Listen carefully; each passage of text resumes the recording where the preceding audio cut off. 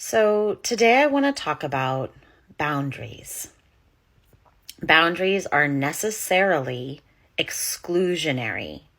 The job of boundaries in safeguarding is to keep certain things out and certain things in. So when we are talking about sex-based safeguarding provisions for women, we have to create boundaries. We know that there is sex-based violence. So in order to keep women safe, we put up a boundary. Okay, that boundary isn't because we don't think there are some good men out there. We think there are many good men out there. My dad's a great man, but I have up a boundary. Okay, that boundary is there to keep women safe. Exel Lancic, who is a great woman who's on this platform, she has a little mnemonic that she uses, and it says, good men stay out, so bad men stand out. Okay. And that's part of that boundary. It enables us to see what is going on, because anyone who crosses the boundary, automatically that makes them a predator, an abuser of women's boundaries. And I want to observe this about boundaries as well. Everything in the universe is bounded. Having boundaries is a necessary part of the universe.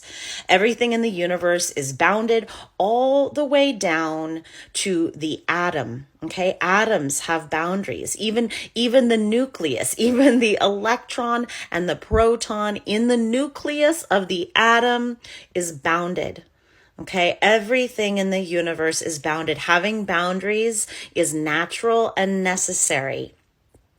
We need to exclude those who do not belong or pertain to certain categories. And here's the thing. As women, we are simply saying the category of women.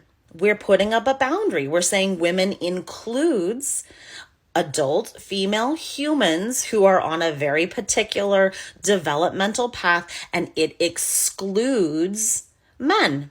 Okay. And we don't care the identity claims that those men make. That doesn't bother us. We don't care what their identity claims are. They're simply excluded because they are not of our sex. They are not of the characteristics that we are. They're not on the same developmental path that we are on. Now, I care about teaching young girls that it is all right to have boundaries. It is all right to say no. Okay, I want to encourage young girls to learn how to say no. Me Too was not very many years ago. We are not in some sort of post-Me Too era.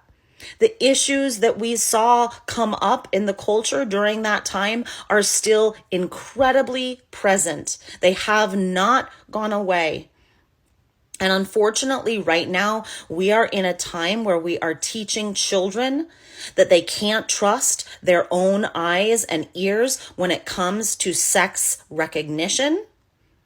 And this means we are telling them they are not allowed to have privacy around their bodies.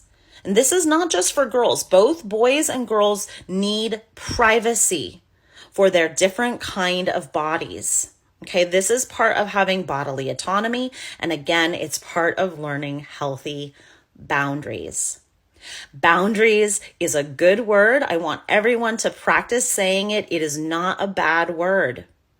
So when you hear that word, that you're not being inclusive enough, that's okay, because what you are doing is having boundaries.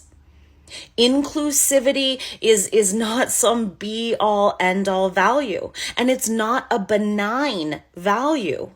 It's only good in certain situations. And when it comes to having boundaries, being exclusionary is a necessary part of having boundaries. So go out there and exert your boundaries today.